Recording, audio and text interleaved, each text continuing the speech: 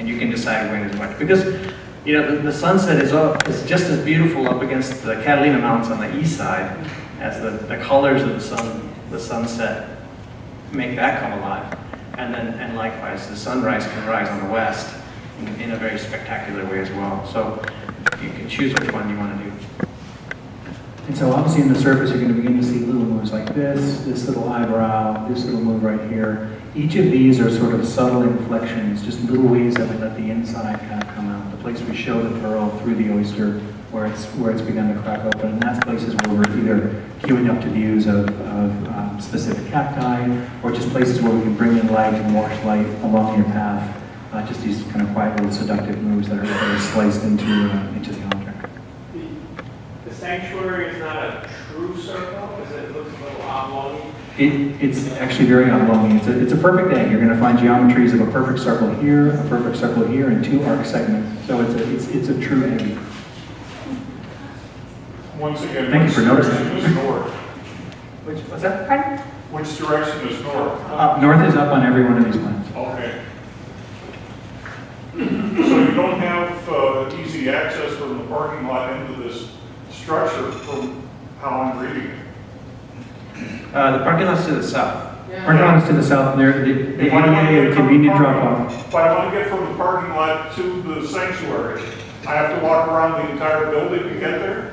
No. That's the door. Yeah, I have to walk 3/4 of the circle to get into the sanctuary. Oh, yeah. Yeah, so then that is another place. The intention though is to not have the noise from outside or from the social hall fall into the sanctuary. That's why we're making that move.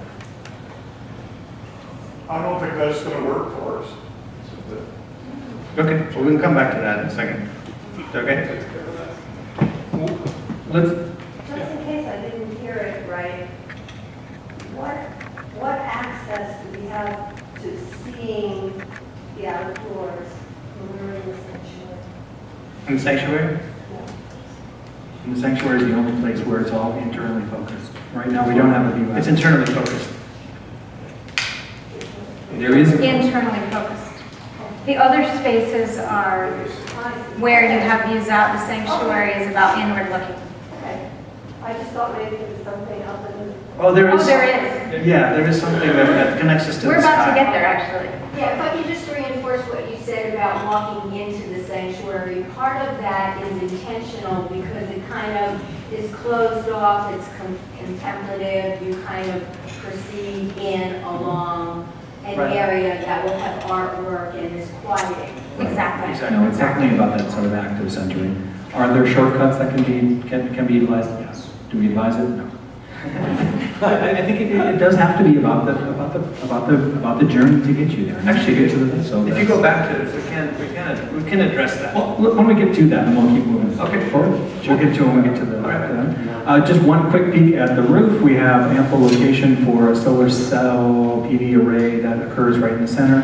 What we have is what this model shows a little bit, probably more accurately, is it does indeed slope toward the south. And south is this direction, so we have actually an 8-degree tilt, coincidentally, here as well. So that's south facing, and the dots you're seeing on here are skylight punctures that ring the sanctuary, and this little staccato rhythm that punctuates the social hall.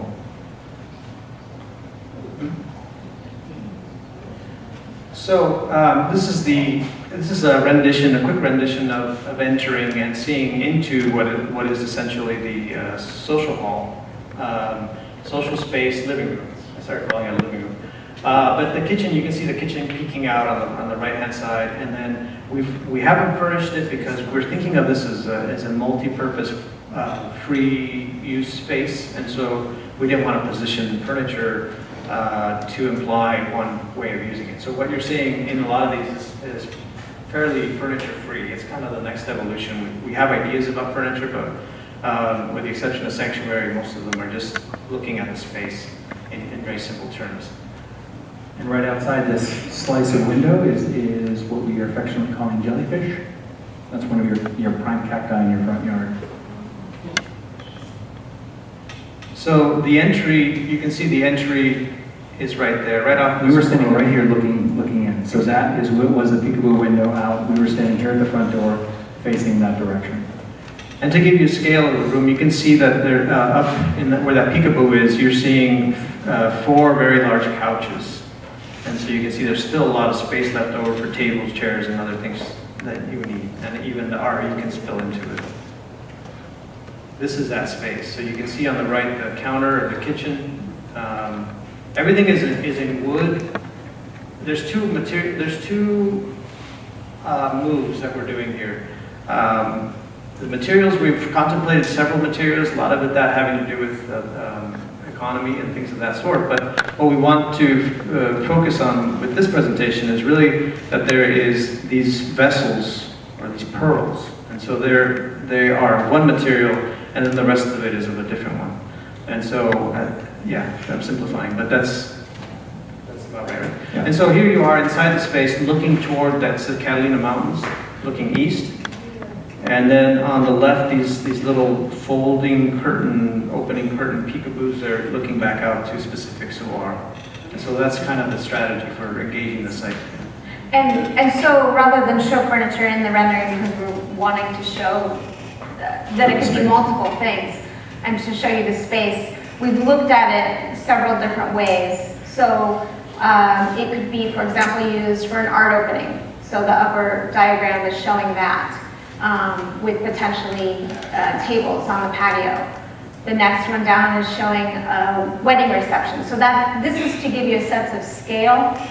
So 90 people at 8 or 10 tops can fit into that space, or into the interior space, and then you have additional exterior space. So that gives you a sense of scale about how you can use it. The next one shows sleeping cots. You talked about Potential for emergency shelter. Something for that crisis. could be. So you can put in, I think we came up with 25 sleeping cots or sleeping mats set up in the space. Or a ping pong tournament. So 5 tables plus some lounge area on the porch. So We're going to require you to have ping pong tournaments. yeah. But the obviously key point, and these are a fraction of what you can do. I mean, you guys can do, just a myriad of things, but the idea is to give you just hyper flexibility and as much usability as you possibly can. Yeah, I'm trying to get a perspective of what these spaces are. For those who remember the triple wide, that entire building was 1,500 square feet. And so this area itself is larger than the triple wide. That's right. Do we know the approximate distance from where the scene begins to the window in feet or the length? I don't remember. The length? I'm sorry, which one? From this From window? the window to where we're standing, Melissa? Yeah. About 100 feet. About 100 feet. And what is the approximate width? 62, That's 62 out to out. That's with the RE though. Yeah, so 40. Well, it's less than half, right? It is 100, so. The floors you said were wood? We haven't Yeah. defined the materials. Okay. Yeah. Not likely, but for the model that these renderings come from, we did this. We simplified it. So where we started was we looked at this little cube model, which we'll pass around at some point. I think is it passed around or is it good? Well, or they come up and see it. Okay, so it's up here. But anyway, so the model started to. You see that the model is very simple. It actually has 2 materials in it. It has wood and it has what's called museum board. It's a white cardboard. And so, so what we did is we said, well, why don't we keep the language consistent and make the renderings not photorealistic, although they kind of look like that. It's hard not to nowadays. But so we said, okay, let's do the same language or use the same technique that we did in the model by making either wood or white cardboard. So you're looking at wood and white cardboard, but the materials of the building are probably going to be something else. Right. And as soon as we're done here, come and experience this thing, because there's really no substitute for physically watching light fall onto surfaces, and representations and renders can be certainly deceiving. Is the kitchen just something to fill in, there's no appliances there now, is that something to fill in later? It's possible. The appliances would go along the back wall, and then that island is essentially is like a service larger area. version of if you have a kitchen island in a residence, and that's where people tend to gather. It's where you can have a buffet. It's where you can display things. So it has a very multi-purpose nature. Yeah, so even the kitchen itself, that long bar is a place where you can set up an event. You can have a gallery of art. You can have art pieces all along there. So we try to keep everything as simple as possible, and because we find often that simplicity leads to hyper flexibility, and so that's the idea. But there is pantry. On the right-hand side of that, right behind that, there's the tall pantry, and behind there is all the storage you need and the refrigerators are there as well. Now, the back side, the balance of that belongs to the RE, so the RE has storage on the other side. So where the long counter continues in the island, in the kitchen side, and eventually the tall vertical stop, and then there's opportunity. So there's opportunity to share that storage however you guys see fit. Storage underneath that on, There are drawers that count. Yeah, it's a normal kitchen. Yeah, absolutely. Okay, so next we're going to the social patio, and just a little reminder of where the RE occurs, because the next image is going to be taken from out looking back. So that's the porch, the exterior space, and then the RE, which is to your left, has access to that exterior space, and again showing you different ways that the RE can be used. So setting it up for 2 separate classrooms in different configurations, setting up with lecture halls, setting it up with cots and sleeping mats. So all those different ways, and then those can also, so that can be 1 space or 2 spaces depending on how you're using it. How high is the ceiling? Maximum, we're showing up to 27 feet, and it slopes down. So one of the difficulties we've experienced in our book club is that people with hearing aids need to have small rooms with low ceilings, because otherwise they get lots of reverberations. And so our adult RE is concurrent with children's RE. So where would there be a space where we could have with people with hearing aids? We will have throughout all areas the T-coil, which is designed for people with hearing aids. So they shouldn't really have a problem with hearing. T-coils. T-coil. They hear reverberations. It isn't that they have a problem with low volumes, it's that they hear too many sounds. I don't know, do T-coils solve that problem? Well, it would solve it if you have the T-coil setting on your hearing aid. If you don't, then it would be just increasing the volume of the room or lessening, depending on how high you put it up. Sounds like we could not meet in this space. Well, the surfaces, the materials of a building have a lot to do with reverberation. Yes. The materials, for example, the materials you're sitting on right now are a key component to the quality of sound that this room has. Now, we didn't design this space, but. So in dividing that space, that would be a very thin partition. And it would be movable. Is that what? It's movable, and that starts to get us into conversations about both budget and material options.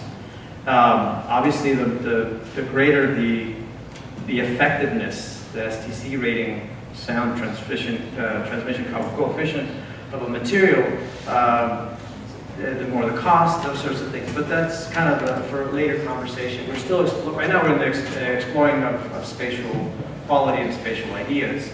But I do understand your concern, and I think that the way we would probably address, the way we'd be addressing that, it would be looking at the materials and where can we absorb those reverberating sounds, because they can be problems not just for somebody with a hearing aid, but they can be problems for all of us. So it's something that we're aware of. It's just too soon to be dealing with that specifically at this point. Sorry about that. That's just things have to happen in a certain order and then stages, because you can't solve for all of those at once. But we will, I promise. Moving ahead. So I'd like to comment about the space, so, because the openness does provide flexibility, but there is much to be said, I think, for creating somewhere in the building more intimate space, and I think can create the open space. I think now again with the rollback building, or the place did have intimacy, let's study the corner room where they met. And so in addition to the sound, it really is the intimacy of the small space. And I don't see where in the overall structure is place for that such space. And I have another question about the use of the space, but on a different subject. Can you speak to the notion of creating a study room or a meditation room that would be suitable for maybe 10 or 15 people? Again, that is separate from, I'm ready to go to the back lot actually, to find it, but in this space, is there any place for a study/meditation room? Why could that happen in the outdoor space? On a day when it's not 108 degrees? I mean, would that be the optimal, ideal place for that to be? Because that is precisely the experience of what the landscape intent is meant to be, is having places such as that. And not to overtly defend why you wouldn't see one of these in this kind of scheme. Those aren't the things we have programs or basically, you know, allotments for. I would say the green room, family quiet space could possibly serve that purpose when we're not meeting for practice. Absolutely. Yeah. Yeah, the workroom. Is there space somewhere here for a playground for the kids? Yeah, it isn't worked into it yet, but it's in our minds. Again, that's an intimate part of the landscape proposal as well. I mean, some of it is partially these outdoor patio areas, and meant to be part of the scheme, not isolating a child from someplace else, but we want to have multiple opportunities and make sure that it's, you know, aesthetically, acoustically, sensitively integrated. I may be a little bit ahead with the RV space. Again, everybody's talking about the openness. I see that you can do 2 classrooms. Whatever our issues in our last space is not being able to divide the kids up by age groups. And so you have too many kids together. And also what I see here is where would you be able, is there someplace to put a nursery? We have babies. Yes, there is. Yep. Actually, part of that intent is really that if we were able to blow in kind of on this quadrant, I mean, that nursery zone has, you know, it has its own infant access to the toilet room. I mean, that corner is meant to accommodate that. I mean, how it begins to have partitions that are maybe more fixed as we move forward are things to consider, but that is something we have in our mind as well. I mean, with a specific changing room already immediately adjacent, so you don't have to go and be part of the other toilet rooms and those. Well, my question, I guess, has to do with the gallery, what you're going to tell us. We're getting there eventually. The thing that was unhappy, I wanted to be welcoming and open and to have to go down a long skinny road just for traffic circulation, people coming in and out. Why is that? I see you're making it attractive, the park up there, but I'm just a little bit concerned because that concerned me from Tony on as to having little places in there. Hard to have circulation. Do you want to talk about minimums? Does that help? I don't know if it's helpful. Let's talk about the minimum. If you want to talk just about the pinch point, that's 6 feet. So let's take 3 of the chairs we have, maybe 3, almost probably 4 of the chairs we have here. That would represent the most petite that this would get. It's very easy for that to seem deceptive, especially when it's next to, you know, very, very large open objects. But just for a sense of scale, if that's Another thing that might help the sense of scale is 5 feet is what allows 2 wheelchairs to pass. So the pinch point is wider than that.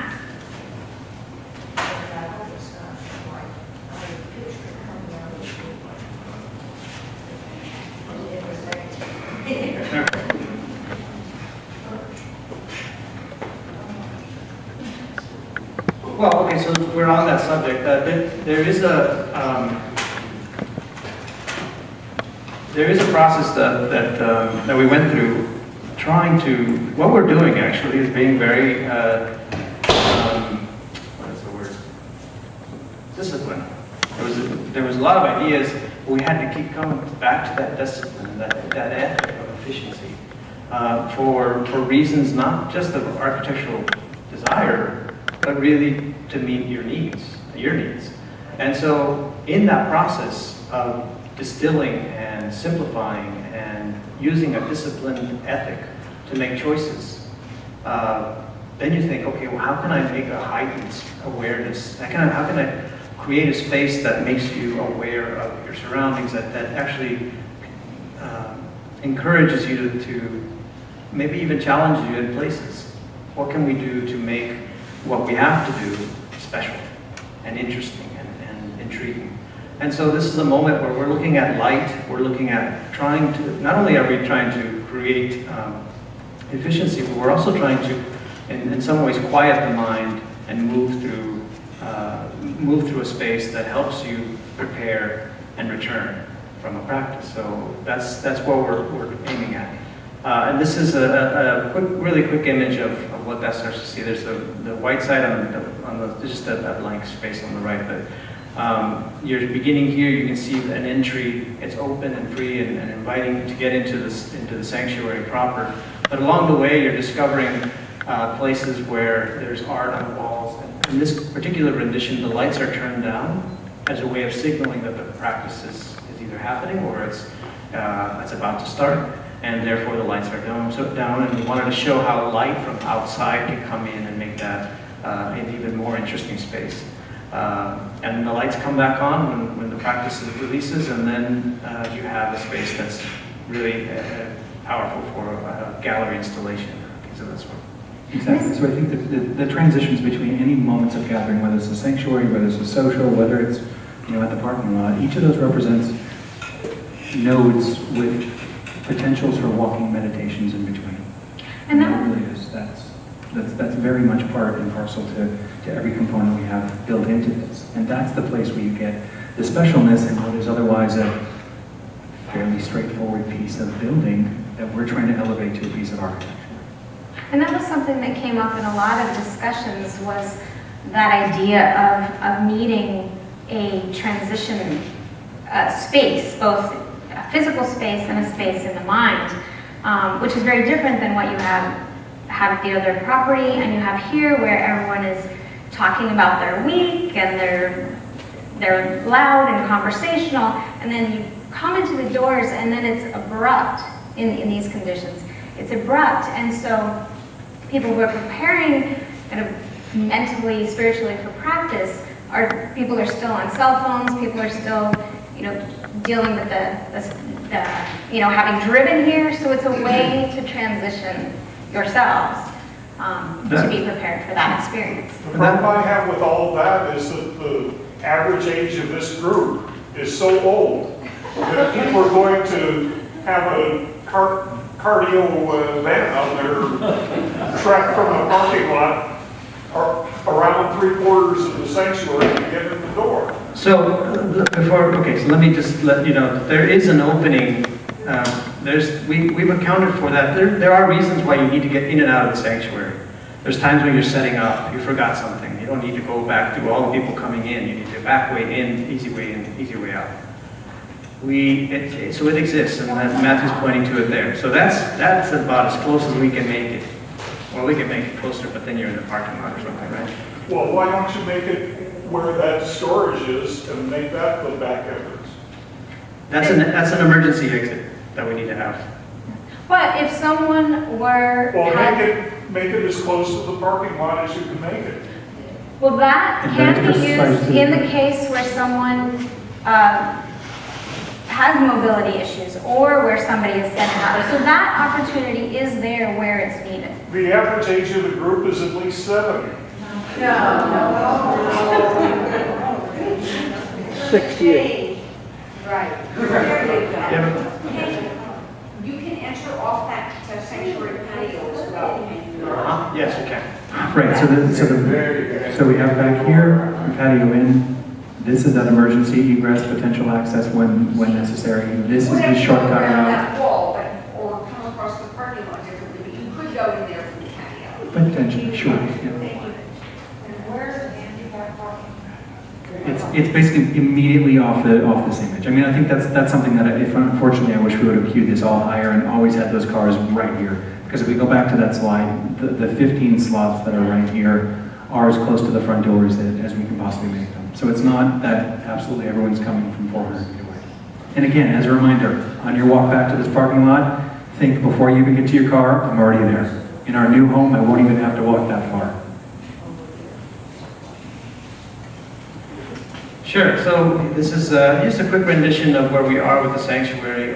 We're still testing a lot of ideas, but here you can begin to see how that space can be populated with chairs and the qualities of space and introducing the light, natural light, as well as sky. We're still hammering some of that out, but you can see at least three different ways of setting up for practice of different scales and for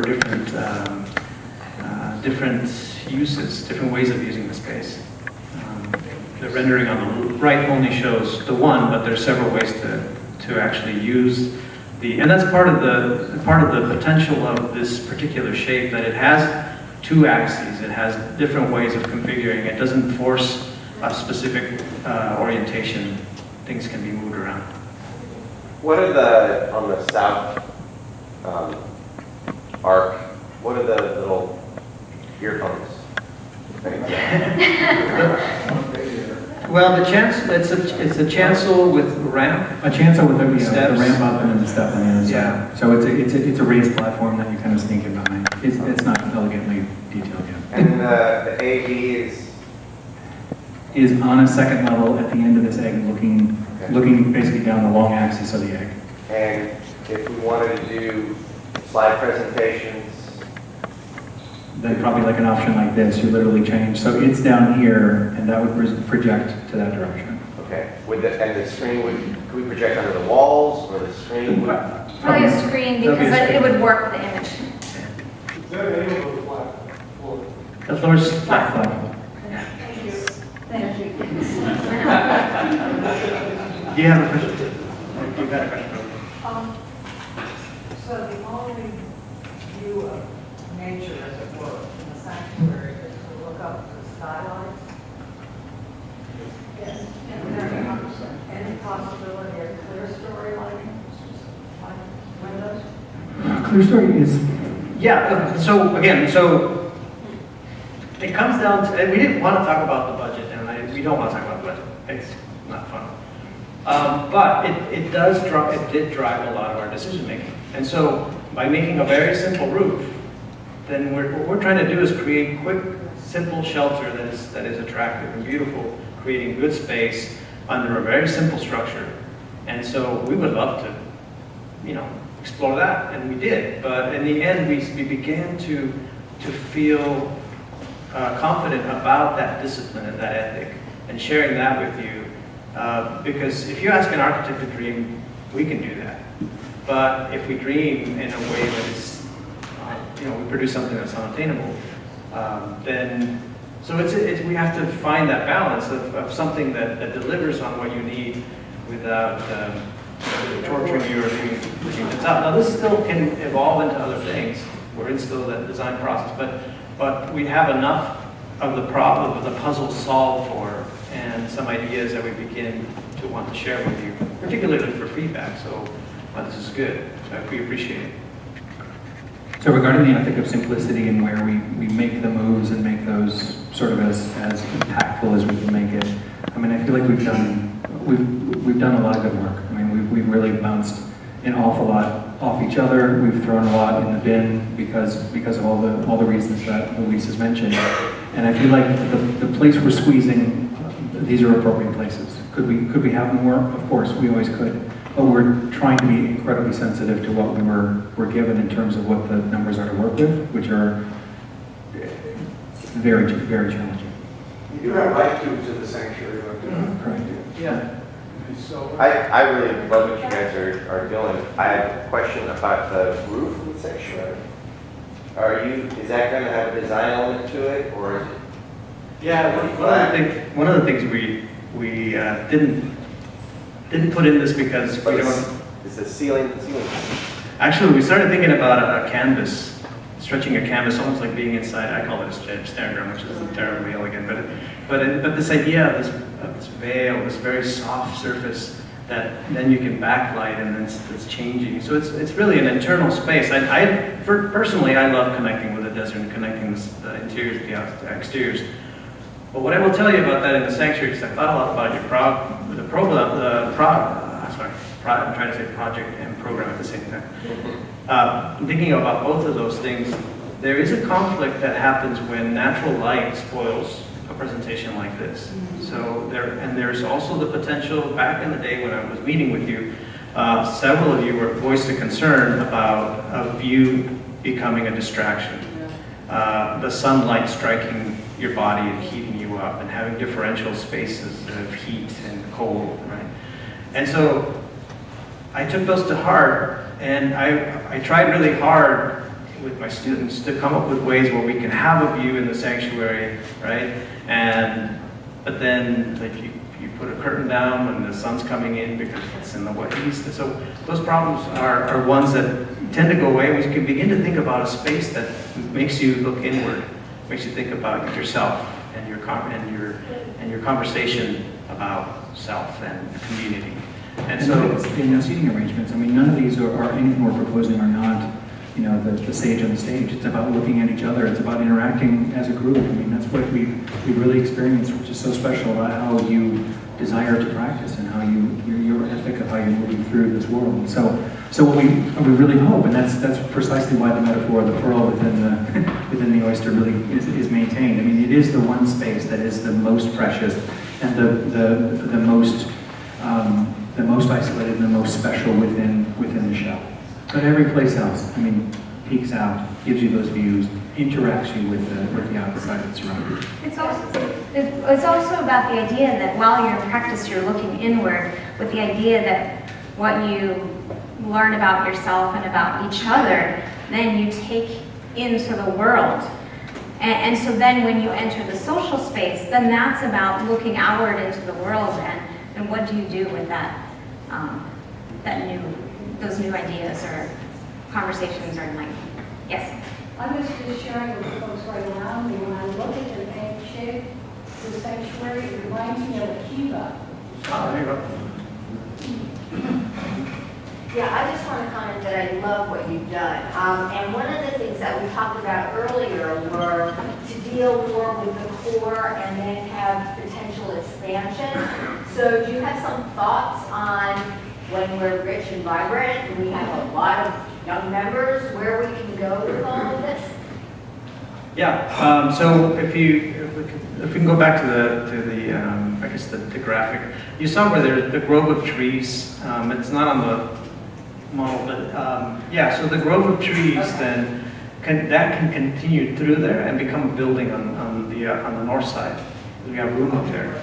And so, yeah, that can become sanctuary, more RE. So when you actually come up here and notice the front yard, the one area where it is sort of naturally open, a little bit forest, that is one of those zones where we've set up a cross-axis, which could be the future development. And it's the appropriate conduit to just link you from this idea into something that expands. Start with that. I think this is actually significant. Consider after the service, people leaving the sanctuary. I'm particular for the work here because I often have a social action table, and there are some, and I haven't seen it work well since I've been at MVUU, and my last congregation, it only was fairly good. I've been seeing in the space plan where we gather specifically to meet and have coffee, yes, okay. But where do we communicate with one another, either about justice work or about any other events? For example, in that wonderful space that you have, is there a good place to post a lot of notices and signs? Is there a place where we can sign petitions as we want to do next Sunday? I don't see that in the space. Along the back wall, where the outside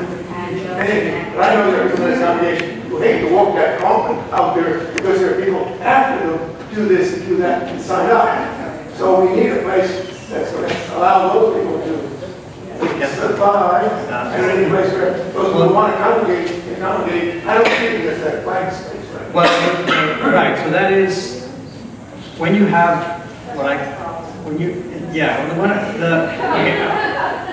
so when you have a very flexible space, right, something that is very flexible is not, obviously by default, is not specific. So that lack of specificity is something to contend with, because when you make something flexible for a lot of different things, then it's not specific to any one thing, obviously. Therefore, that is an issue. Now, we have thought about movable partitions, and a lot of what we began to think, a lot of where we began, and of course, if we can get more money, we certainly would begin to look at ways that we can, where the walls pull out and become breakout spaces and things like that can happen.